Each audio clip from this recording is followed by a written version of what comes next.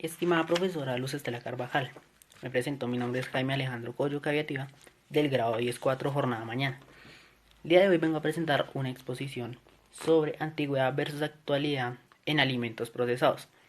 Usaré una herramienta, la cual son estas fichas bibliográficas, en las cuales contienen una información que a medida de eso me van ayudando para explicar el tema como tal. Alimentos procesados en la antigüedad, no tocaré mucho ese tema, y alimentos en la actualidad, unos ciertos cambios de conservación de alimentos. Espero le guste, espero disfrute. eh, eh, no va a ser muy larga la introducción y pues vamos a la exposición. Y bien, empezamos con la exposición. Actualidad, antigüedad versus actualidad, alimentos procesados. La idea cuál es?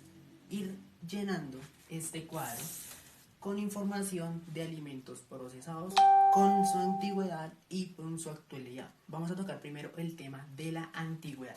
Así que comenzamos. Esta es la antigüedad. ¿Sí? Aquí muestro como una vasija, como un plato a la antigua. Unos ciertos envases a la antigua y un alimento a la antigua. Aquí empezaron ciertos cambios y empezaron a haber alimentos procesados, empezaron a haber máquinas y empezaron a haber ciertos componentes para empezar a cambiar los alimentos o empezar a que al menos esto se conserve. Como en este caso, primero se creó esta máquina, la máquina de conservar, la máquina que con el que introducía hielo y lo conservaba por un tiempo prudente. Años después se creó esta máquina que ayudó a fabricar el hielo. Lo ayudó a fabricar y después fue exportado a ciertos lugares, ciertos campos, a lugares de Europa, de Estados Unidos y a hogares que ya se hicieron más populares. Entonces aquí está, conservar y fabricar. Ahora bien, pastillo, vino, 70 grados. ¿Qué quiere explicar esta imagen? Años atrás, un conocido llamado Luis Pasteur logró calentar el vino a 70 grados. ¿Para qué? Para prevenir que en el vino, en este alimento, bebida, que era muy popular en ese entonces, de hecho sigue siendo popular, pero pues en ese entonces, él cogió, calentó esta sustancia a 70 grados para evitar que le crecieran bacterias, le crecieran organismos y lograra conservar el vino. Ahora bien, muy claro dije en la introducción que iba a tocar mucho este tema. Más que todo, este pasito es un poquito para la antigüedad, de aquí para allá voy a tocar actualidad. Para la actualidad, pues ahorita muestro unos cambios y eso. Pero antes de continuar, antes de llegar a este paso, hay que aclarar algo acá. Y es que también se lograron procesos en los cuales ciertas sustancias llegaban a calentarse y se tapaban con un corcho. También.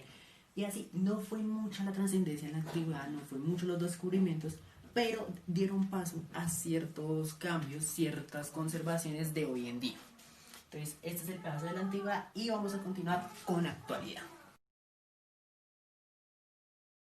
Continuamos con la exposición. Ya tocamos el tema de la antigüedad. Ahora vamos a llenar todos estos cuadros, ¿sí? Para hablar de los cambios que son sometidos los alimentos procesados en la actualidad. Así que empecemos. Pasteurización. Aquí en esta ficha coloqué marcas de productos lácteos. Taquería, Alpina, Parmalat y Colanta. Estas marcas son distribuidoras de lácteos, de hecho unas son muy reconocidas y muy vendidas en el mercado. ¿Por qué coloqué estas marcas? Porque los productos lácteos son sometidos a fermentación. ¿Qué es la fermentación? Es el calentamiento a bajo punto de ebullición, el cual no provoca tantos cambios, pero sin embargo asegura de que el producto sea que menos organismos tenga. Los elimina. No son tantos los cambios que tiene, pero sin embargo es muy eficaz. La pasteurización, que es muy usada en marcas de comercialización de alimentos lácteos. Ahora bien, vamos con el siguiente, que es la esterilización. La esterilización es la exposición a temperatura. Quiere decir que estos envases que están acá, más que todo en estos envases, son sometidos a ciertas temperaturas para darle más vida a los alimentos. Entonces, puedo alargar la vida de estos alimentos, también depende de las propiedades. Puedo darle vida a estos alimentos que están en estos envases para que ellos me sirvan en un tiempo prudente y sean consumibles, aptos para el consumidor. Sin embargo, esta esterilización me puede a mí como garantizar 3 meses de vida, depende de las propiedades, vuelvo y repito, del producto, de 3 meses a 2 años y eso, pero siempre dependiendo de las propiedades del producto. La esterilización es usada más que todo en hogares y envasados en estos recipientes. Vamos con la siguiente, el blanqueo. Blanqueo se usa en las casas más que todo y es un método para lograr quitarle ciertas bacterias. ¿Y en qué consiste? El blanqueo se usa en unos recipientes, en unos alimentos y más para calentarlos en agua, más conocido como el baño María, se puede decir. Calentarlos en agua, ¿sí? Para quitarles propiedades, lo mismo, organismos, lo mismo que estos de acá, quitarles organismos y lograr que sean un poquito más bonitos y eso. En algunos casos se calienta el agua y se pasa a otros recipientes en agua fría. ¿Con qué fin? De que estos alimentos se conserven y tengan más vida productiva.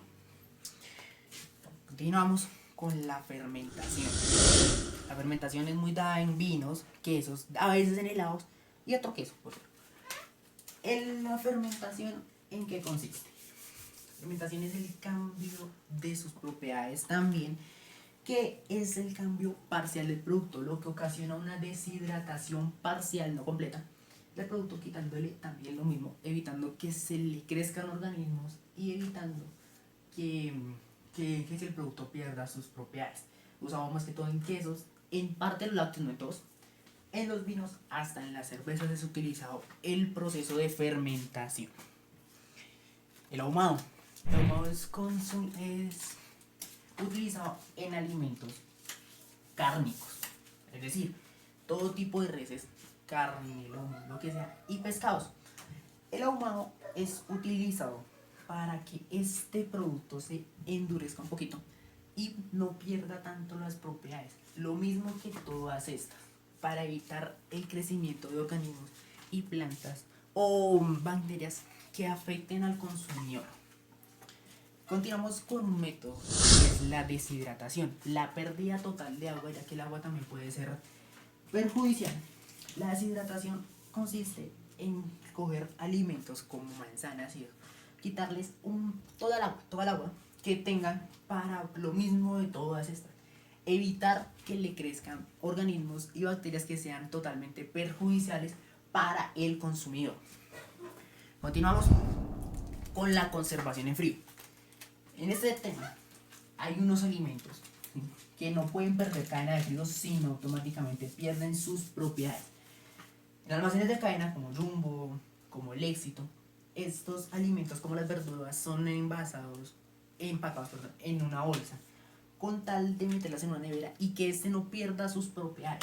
La conservación en frío es dada mucho en los hogares también para lograr tener un alimento óptimo, ¿sí? Un alimento bueno en cierto tiempo, tampoco es que tenga ya mucho.